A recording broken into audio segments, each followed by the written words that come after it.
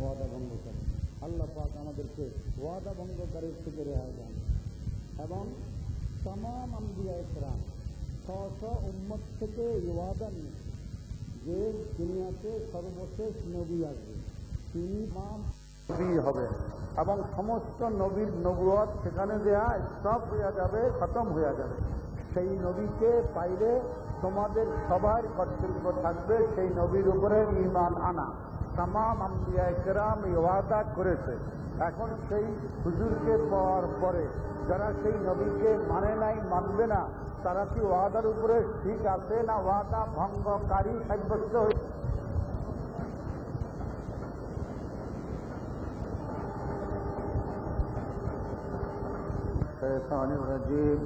এবং আমরা যারা মুমিন মুসলমানের দাবিদার, আমরা কালেমা শরীফের মাধ্যমে কাল পাঠ করে ওয়াদা করি লা ইলাহা ইল্লাল্লাহু মুহাম্মাদুর রাসূলুল্লাহ। আল্লাহ ছাড়া কোনো ইলাহ নাই, আল্লাহ ছাড়া কোনো মাবুদ নাই, এবং আমাদের রসুল একমাত্র মুহাম্মদুর রাসূলুল্লাহ সাল্লাল্লাহু আলাইহি। তাহলে এই কথায় কি বুঝাইলাম? আমাদের জীবনের যাবতীয় কাজ আল্লাহর হুকুম মতে করিব, রসুল করিম সাল্লাল্লাহু আলাইহি ওয়াসাল্লামের তরিকা মোতাবেক চলিব। কি ভাই, কালেমার মাধ্যমে ওয়াদা হয় নাই? কি ওয়াদা একটু খেয়াল করি বলেন দেখি। আমার জীবনের যাবতীয় কাজ,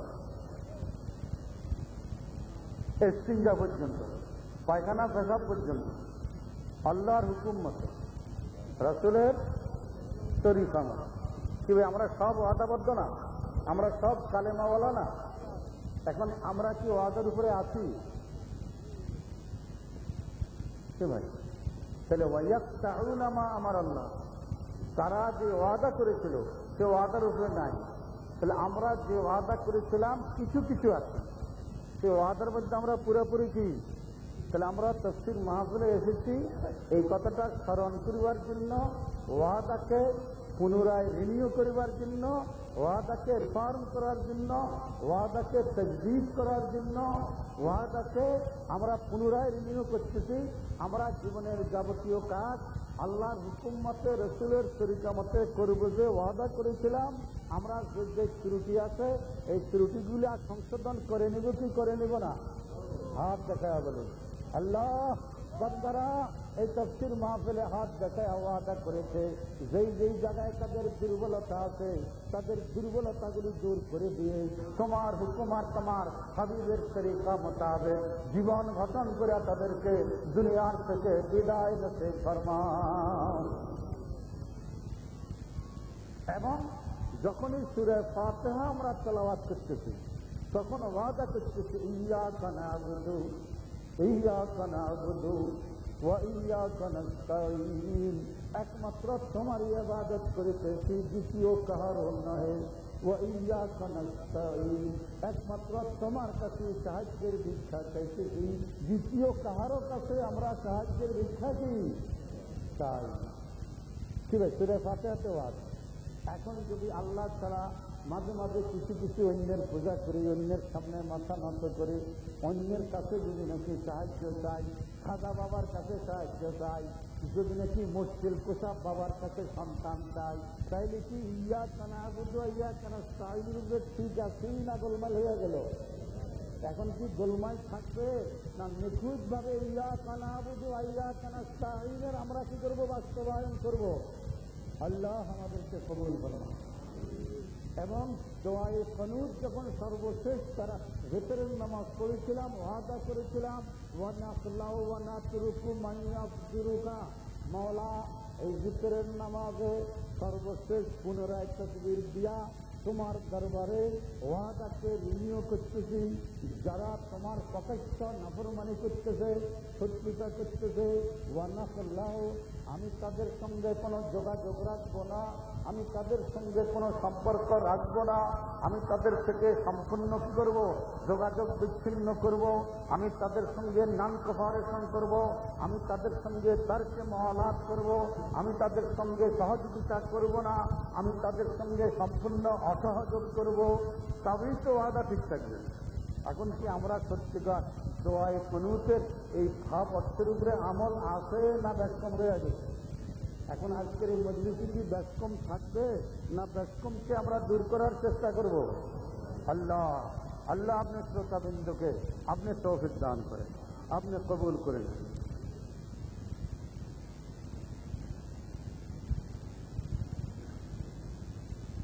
কাইফা তাকফুরুনা বিল্লাহ, আল্লাহ পাক বলেন তোমাদের বিবেককে আঘাত দিয়ে আমি জিজ্ঞাসা করতেছি, কাইফা তাকফুরুনা বিল্লাহ, তোমরা কিভাবে আল্লাহর সঙ্গে কুফরি আর নাশুকরি নিমকরামি করতে পারো? তোমরা তোমাদের অতীতের প্রতি একটু তাকাইয়া দেখো, অতীতের ইতিহাস একটু দেখো যে অকুন্তম আমওয়াতা, তোমাদের কোনো অস্তিত্ব ছিল? অতীতে তোমরা ছিলা? তাহলে অতীতে কুন্তম আমওয়াতা, তোমরা কি ছিলা? নিশ্চিন্ন মৃত্যু ছিলা।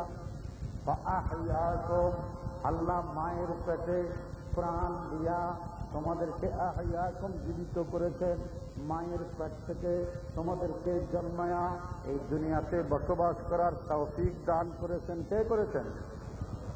এবং এই দুনিয়াতে কি তোমরা চিরকাল থাকতে পারবা না যেতেই হবে? সুম্মা ইউমীতুকুম, তবে তোমরা আবার মৃত্যুবরণ করে মাটির সঙ্গে মিশতে হবে। বলে ঠিক আছে, মিশে চলে গেলাম। আরে মিশে চলে লুকে যদি থাকতে পারতে তা তো হতো। আল্লাহ বলেন সুম্মা ইউহয়ীকুম, পুনরায় তোমাদেরকে মাটির নিচ থেকে ধরে আনা হবে। কারণ তোমাদের সব তো মাটির নিচে এক জায়গায় নাই। তোমাদের চার জাতীয় যে তৈরি, আগুন, পানি, বাতাস, মাটি।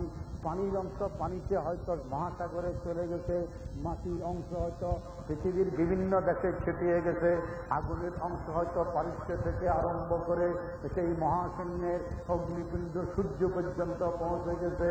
এবং বাতাসের অংশ বাতাসে চলে গেছে, কোনো অংশ সাইবেরিয়ার মরুপ্রান্তে অবস্থান করতেছে, বাতাসের কোনো অংশ দক্ষিণ সাগরের পারে অবস্থান করতেছে। এত জায়গার থেকে আল্লাহ কি করে ধরে আনতে পারেন? আল্লাহ বলেন সুম্মা ইউহয়ীকুম, যে তোমার অঙ্গ প্রত্যঙ্গ যত জায়গায় হারিয়ে গেছে, যত জায়গায় লুকিয়ে গেছে, সব জায়গার থেকে একত্র করে তোমাকে আসামি হিসাবে কিয়ামতে ধরে আনা আল্লাহ পাকের পক্ষে কোনো মুশকিল ব্যাপার হবে? আল্লাহ পাক পরওয়ারদিগার আলম তোমাদেরকে ধরে আনার জন্য যেই পুলিশ সাহেবকে নির্বাচন করেছেন হযরতে ইসরাফিল আলাইহিস সালাম, তাঁর সিংহার ফুৎকারের সঙ্গে সঙ্গে আগুনের অংশ আগুনের থেকে চলে আসবে, পানির অংশ পানির থেকে চলে আসবে, বাতাস মাটির অংশ চলে আসে, সঙ্গে সঙ্গে সংযোগ স্থাপন করে রূহ প্রবেশ করা দৌড়তে আরম্ভ করবে কিয়ামতের ময়দানে। এবং সবাই আসামি হইয়া সেখানে হাজির হয়ে যাবে, কেউ লুকিয়ে থাকতে কি পারবে না। সুম্মা ইলাইহি তুরজাউনা, আল্লাহ পাকের দরবারে তোমাদের সবাইকে কি করতে হবে? হাজির হয়ে যেতে হবে। আল্লাহ পাক বলেন সুম্মা ইলাইহি তুরজাউনা হুয়াল্লাযী খালাকা লাকুম মা ফিল আরদি জামিআ। খুব খেয়াল করো, আল্লাহ তোমাদের জন্য জমিনের উপরে যত সৃষ্টি আছে সব তোমাদের খেদমতের জন্য তৈরি করে। সব তোমাদের খেদমতের জন্য, মানে খাইবার জন্য না। খেদমতের জন্য মানে খাইবার জন্য না। আপনার অধীনস্থ একটা চাকরও আছে, আপনি একটা ছাগলও পালতেছেন। চাকর নিয়েছেন খেদমতের জন্য, ছাগল পালতেছেন খাইবার জন্য। এখন আপনার অধীনের জন্য চাকর জবা করেও খাইবেন? তো আল্লাহ পাক আমাদের খেদমতের জন্য আকাশ সূর্য থেকে আরম্ভ করে পাতালপুরি পর্যন্ত তৈরি করেছেন। সব খাইবার জন্য নয়, কিছু খাইবার জন্য, কিছু বিভিন্ন স্তরের খিদমত নেওয়ার জন্য। সব আমাদের খাদেম, সব আমাদের খাদেম। শেখ সাদি বলেন আবরো বাদো মা ওয়া খুরশিদ আফালাদ্দার কারান, মেঘমালা, সূর্য, চন্দ্র, গ্রহ, নক্ষত্র সবাই আমাদের অবিরাম খেদমত করতেছেন। আল্লাহ পাকের নির্দেশ ক্রমে এই মানব কুলের খেদমতে আত্মনিয়োগ করে আছেন। সেই হাসারতে ইনসাফ না বাসুদকে তো ফরমানা বরি, এটা কি বিচারের কথা? तमाम সৃষ্টি তোমাদের খেদমত করবে, আর তোমাদেরকে যিনি পয়দা করেছেন তাকে সিজদা করবে না, তার ইবাদতে তোমরা আত্মনিয়োগ করবে না। তাহলে এর থেকে নিমক হারামি আর কি হতে পারে? আল্লাহ আমাদেরকে নিমক হারামের দলে নয়, শাকিরের দলে শামিল হওয়ার তৌফিক দান করেন। শুকরে নিয়ামত নি'মাতাক আবদু কুনাদ কুফরে নি'মাত আযকাফাত বিরু কুনাদ। বান্দা যদি আল্লাহ পাকের নিয়ামতের শুকর আদায় করেন, আল্লাহ পাক নিয়ামত আরো অধিক অধিক বাড়াইয়া দেবেন।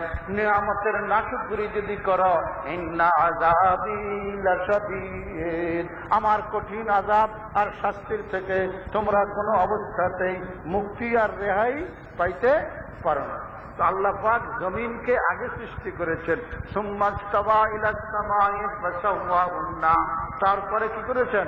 আসমানকে আল্লাহ পাক যেভাবে পয়দা করলে তোমাদের কি হবে, লাভ হবে, ফায়দা হবে, সেভাবে সৃষ্টি করেছেন। এবং 1 2 নয়, সাবআ সামাওয়াতিন, 7খানা আসমান তৈরি করেছেন। ওয়া হুয়া বিকুল্লি খালকিন আলীম। এই জন্য তোমরা মনে করিও না আল্লাহ পাক কুদরত থেকে কেউ গোপন, কুদরত থেকে অদৃশ্য হইয়া কেউ কোনো কাজ করতেছ।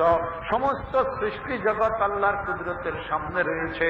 আল্লাহর কুদরতকে ফাঁকি দিয়া, আল্লাহ পাকের কুদরতের নজরকে ফাঁকি দিয়া কেউ কোনো কাজ করতে সক্ষম কি হবে না। আল্লাহ তুমি তোমার বান্দাদেরকে কবুল করে নাও। আল্লাহ তুমি তোমার উম্মতের মহিলাদেরকে কবুল করে নাও। আল্লাহ তুমি মজলিসকে কবুল করে নাও, মজলিসের উসিলায় আমাদেরকে কবুল করে নাও। আল্লাহ তোমার হাবিবের উম্মতরা জুলুমের শিকার হয়ে আছে।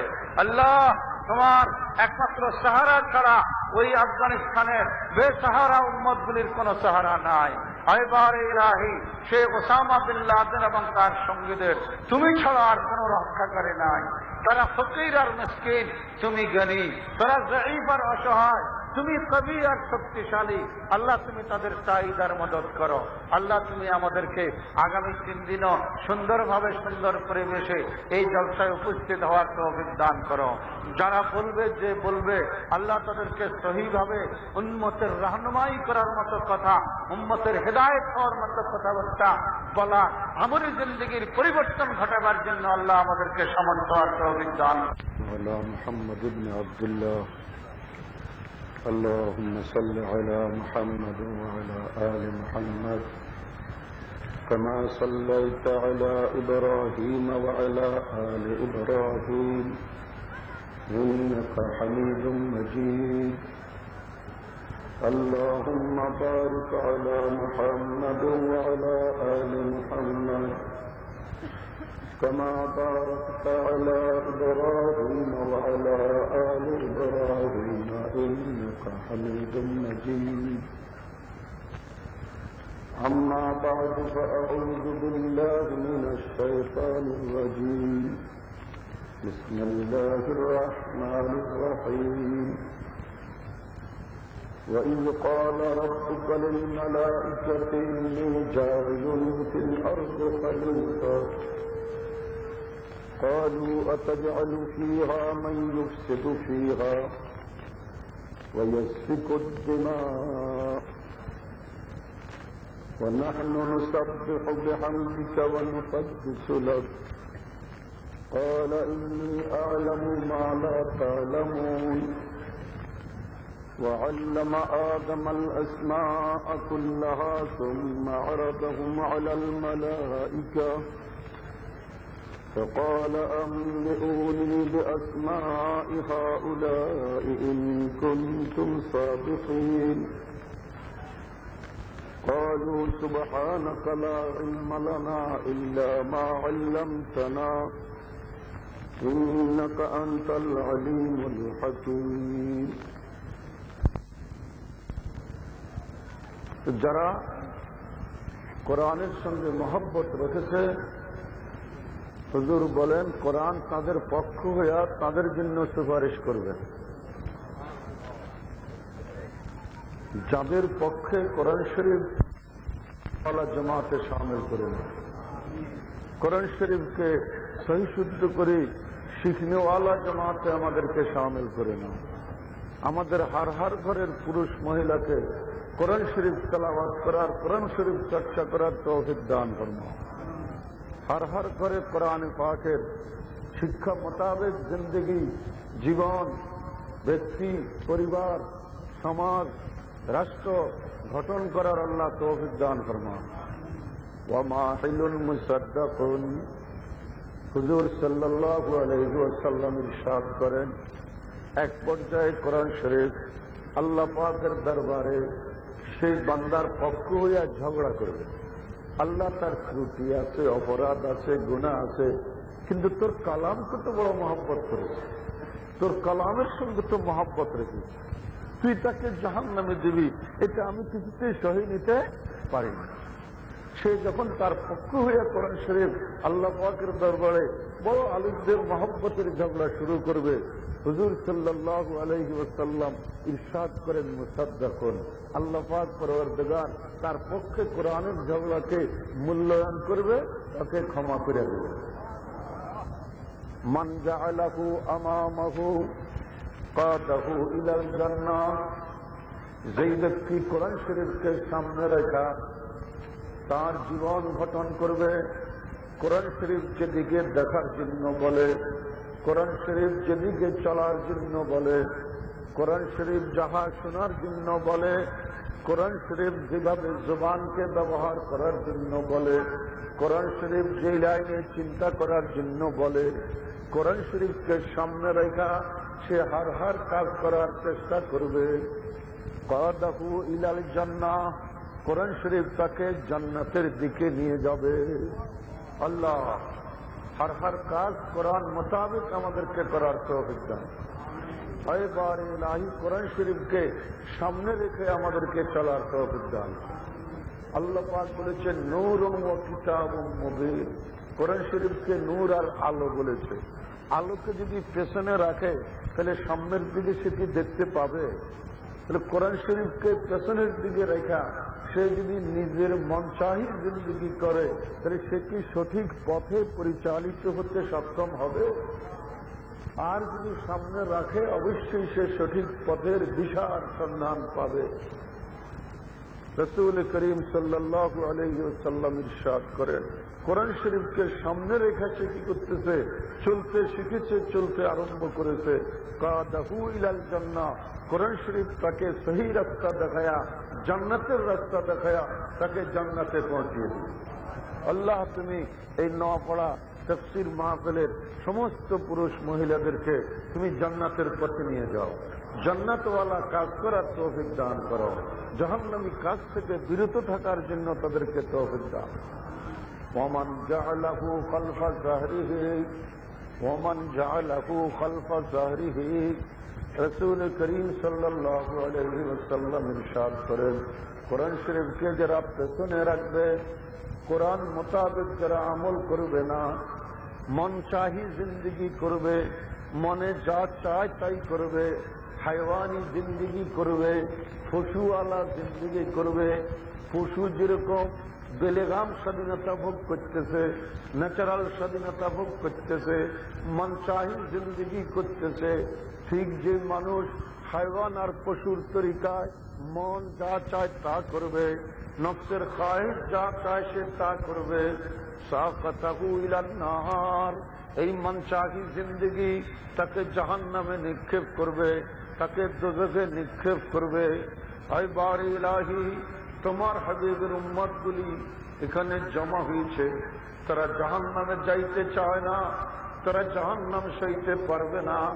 মাওলা তুমি এই জলসার বরকতে তাদেরকে নার জাহান্নাম থেকে মুক্তি দান ফরমাও। মাওলা তুমি তাদের জন্য জান্নাতের ফয়সালা করে দাও। কোরআনে পাকে বিভিন্ন বিষয় নিয়ে আলোচনা করেছে, তার মধ্যে একটা বিষয় হলো ইলমুল কাসাস, অতীতের কিছু ঘটনাবলী আমাদেরকে কি করেছেন? বর্ণনা করেছে।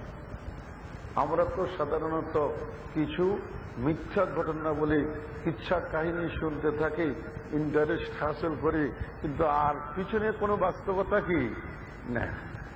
কিন্তু কোরআন শরীফ যে কাসাস, ইচ্ছা বা ঘটনা বলেছেন সেটা সম্পূর্ণ বাস্তব, এবং সেই ঘটনাগুলি আমাদের সহি তরিকায় পিছন থেকে পাবো, এর কোনো সূত্র, এর কোনো রাস্তাই আমাদের কাছে কি নাই এবং ছিল না। তো আল্লাহ পাক তার সহি কালামুল্লাহ শরীফে কিছু ঘটনাবলী বয়ান করেছেন, আমাদের নিজেদেরও কিছু অতীতের কাহিনী নিতান্ত জরুরি আল্লাহ পাক করেছেন, বয়ান করেছেন। তার মধ্যে সামনে ঘটনা বয়ান করতেছে ওয়াইজ। আল্লাহ পাক পরওয়ারদিগারে আলম বলেন, অতীতের ওই কাহিনী উজকুর তোমরা স্মরণ করো, ওই ঘটনা তোমরা স্মরণ করো, একটু সে ঘটনার প্রতি ধ্যান করো। ক্বালা রাব্বুকা, আল্লাহ পাক পরওয়ারদিগারে আলম ফেরেশতাদের সঙ্গে একটা বিশেষ বিষয় আলোচনা করলেন, একটা বিশেষ বিষয় আলোচনা করলেন। গতকালের বয়ানে এসেছেন আল্লাহ আমাদের জন্য জমিন পয়দা করেছেন, আসমান কি করেছেন? পয়দা করেছেন। জমিন আসমান পয়দা করেই সাথে সাথে আমাদেরকে এখানে থাকতে কি দেন নাই, বরং মানব বসবাস করার উপযোগী হওয়া পর্যন্ত অপেক্ষা করে আল্লাহ পাক মানবকে সৃষ্টি করে মানবের বাস উপযোগী হওয়ার পরেই তাদেরকে এখানে বসবাস করার জন্য কি করেছেন? ইন্তজাম এবং ব্যবস্থা করেছেন। আল্লাহ পাক জমিন ও আসমান পয়দা করেছেন এবং ফেরেশতাদের এক বিরাট জামাত আল্লাহ কি করেছেন? তৈয়ার করেছেন। ফেরেশতা তাদেরকে বলে জিসমুন নূরিয়্য, যারা আল্লাহ পাকের খাস আলো আর নূরের তৈরি। ইয়াতাশাক্কালু বিআশকালিন মুখতালিফা, আল্লাহ তাদেরকে এই ক্ষমতা দান করেছেন বিভিন্ন সময় বিভিন্ন আকার আকৃতি সূরত শকল তারা পরিবর্তন করতে সক্ষম।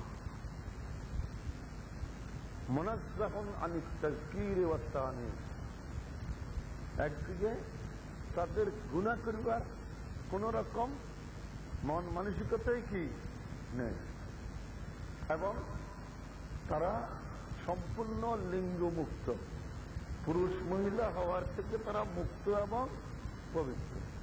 লা ইয়াসুনাল্লাহ মা আমারাহুম, আল্লাহ পাকের হুকুমের বিপরীত তারা কোনো কাজ করেন এবং তারা আমাদের নজর থেকে সম্পূর্ণ ঊর্ধ্ব, আমরা তাদেরকে দেখতে পাই না। তারা আমাদের আশেপাশেই আছে, তারা যে সূক্ষ্ম নূর আর আলোর দ্বারা তৈরি সেটা আমাদের চোখ দর্শন করতে পারে না বলেই আমরা দেখতে কি পাই। তাদেরকে এইভাবে সৃষ্টি করে আল্লাহ পাক তামাম পৃথিবীর বিভিন্ন দায়িত্বে তাদেরকে নিয়োজিত করেছেন। যেরকম ভাবে সরকারের একটা বিশেষ সংস্থা রয়েছে, সেনাবাহিনী রয়েছে। সদস্যর একটা মেয়ে আমেরিকায় অ্যাক্সিডেন্ট করে মারা যাওয়ার পর একটু দোয়া তারা জানে মাহফিল হবে।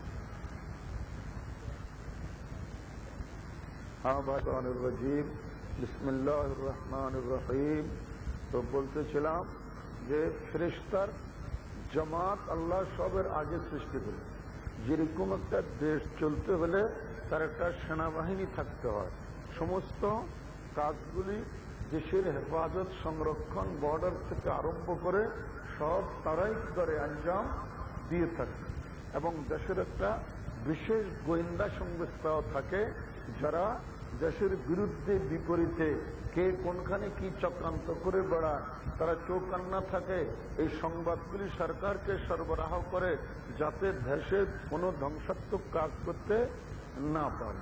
ঠিক সেই বিশেষ জামাত আল্লাহ পাক পরওয়ারদিগার ফেরেশতাদেরকে তৈয়ার করেছেন এবং বিভিন্ন মুখী দায়িত্ব তাদেরকে কি করেছে? দান করেছে।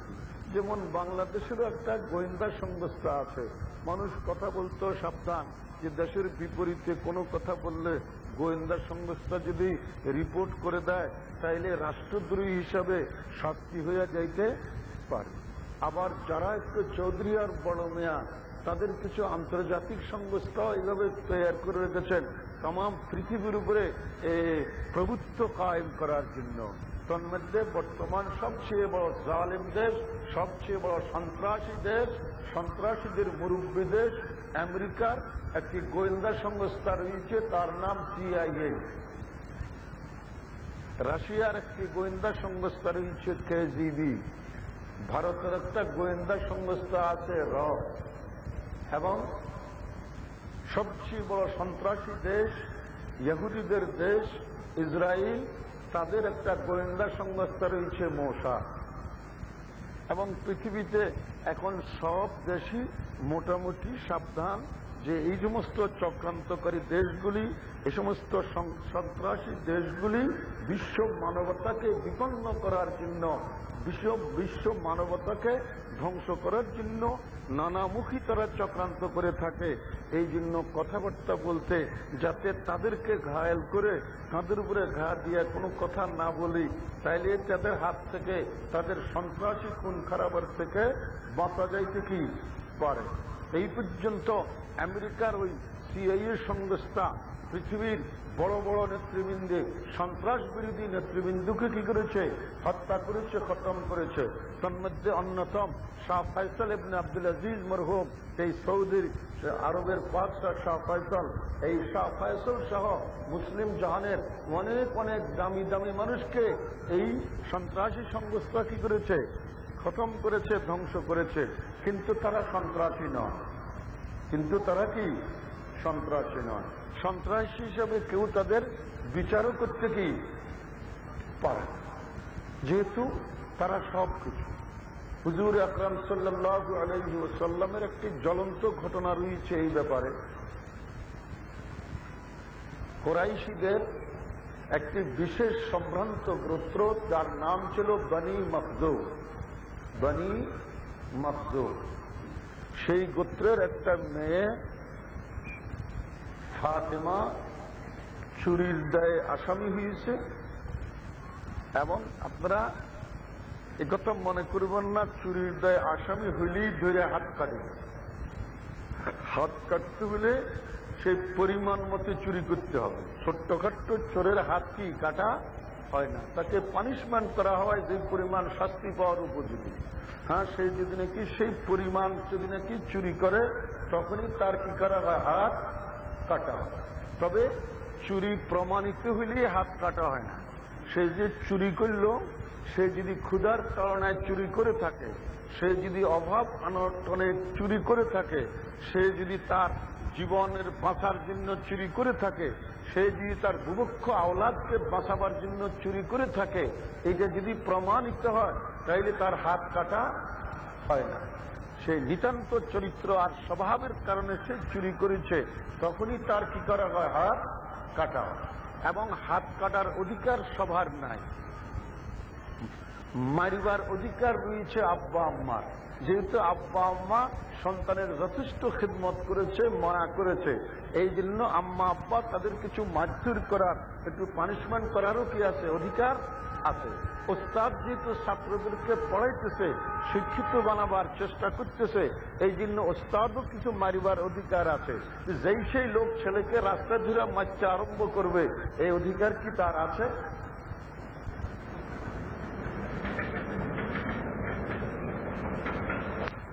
তাহলে যে মা বাবা খাওয়ায়, তারই একমাত্র মারিবার অধিকার কি? তাহলে যেই স্টেট বা যে সরকার দেশের সাধারণ মানুষের খাদ্য সংস্থা, কর্মসংস্থান করেছে, তারই একমাত্র যদি স্বভাবের তাকে যে চুরি করে, হাত কাটার কি আছে? অধিকার আছে। যেই সরকার জাতির কর্মসংস্থান করতে পারেনি এবং জাতির খাদ্যের দায়িত্ব গ্রহণ করতে পারেনি, সে ধৈর্যই চোরের হাত কেটে দিবে, এই অধিকার তার কি নাই। তাইলে যে হাত কেটে দিবে ইসলামী হুকুমত আসলে যে জুজু বুড়ির ভয় দেখানো হয়েছে, এটা এত সহজ ব্যাপার কি না। খোলাফায়ে রাশিদিন 30 বছর খেলাফত করেছেন।